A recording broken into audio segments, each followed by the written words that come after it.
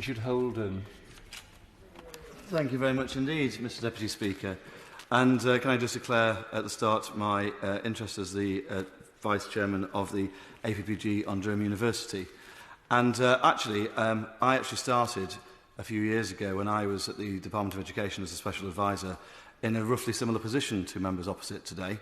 I didn't think this should have been the priority for the government either. However, I'll come on to the reason I've changed my views on that since I became a Member of Parliament. I really enjoyed hearing... well, we'll see how he votes tonight, won't we, along his party lines, in defiance of what I think is actually an overwhelming argument from this side of the House. The member for South Holland and the Deepings, I think, spoke very clearly on some very sensible points about cancel culture. My honourable friend, the member for Congleton, did the same on freedom of religion, and my honourable friend, the member for Devizes, had some very interesting suggestions on where I think the government should go further. I was particularly gladdened to hear from the members for Canterbury and for Gower, who spoke about issues surrounding women in academia and academic freedom. And I hope that the arguments of the opposition front bench around this hate speech, which has clearly been knocked down by the government, an argument I think is just a Potemkin argument, and we now argue whether even these Potemkin villages ever existed. I think we'll find that actually down the line those arguments don't really stand scrutiny when this bill makes further progress through this House.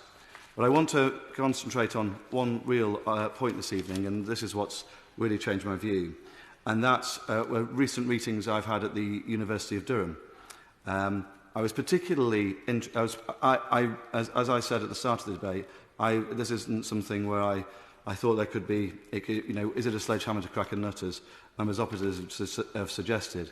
But when a leading academic in the politics department told me that he'd been castigated by colleagues for teaching about John Stuart Mill's On Liberty, I found that absolutely astonishing.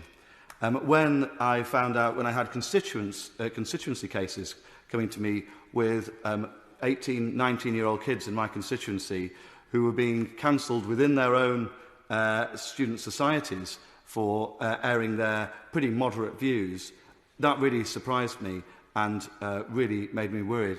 And I gave a speech at South College Durham a few weeks ago on this very subject of freedom of speech. Well, what's really tipped me over, I think, is the concern, and actually it's in total opposition to what my honourable friend, the member for North Durham, and we agree on very many things, but on this we totally disagree on. And that's the influence of certain governments and their financial power within the university education system of the UK. Take, for example, a university with 10,000 students, 60% from the UK, 40% from overseas. Often you'll find in the UK today that half of those overseas students come from the People's Republic of China. And the amount of money they pay in tuition fees is equal to the 60% of tuition fee income from university students from the UK. There is a real issue with freedom of speech if we have our universities so dependent on some of those foreign sources of income. It's very present on our campuses today. And it's there because I've spoken to students, I've spoken to academics who've been affected by it. And the key thing is that universities wash their faces, roughly, with the cash they get from UK students. But it's the extra cash they get from overseas students which allow them to do all the extra stuff that they want to do. All the fancy new buildings you'll have seen going up, that's what that pays for. It's the extra stuff that they want to be able to do, that allows them to sort of push themselves up international league tables. And that's what's really worrying me at the moment. We have a university system that is so reliant that it cannot actually pursue academic freedom itself anymore because it's without the government standing up to tell them it has to. And that's one of the most important pieces of this legislation, is that it's not just there to protect freedom of speech, but to promote it.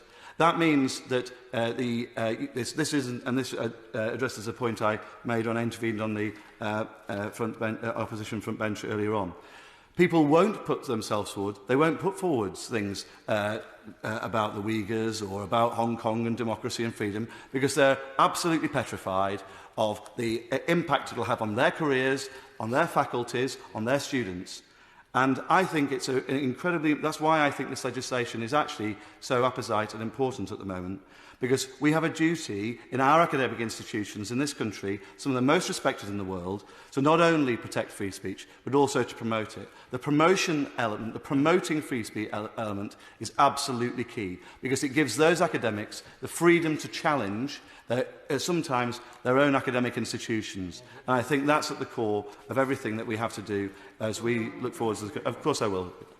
I'm grateful to the honourable gentleman. I understand the point he's making about universities being dependent on income from overseas students. What concerns me more, and it's not touched by this bill, is that some universities are getting investment from companies like Tencent, wholly owned by the Chinese government, and are deeply involved in the surveillance state.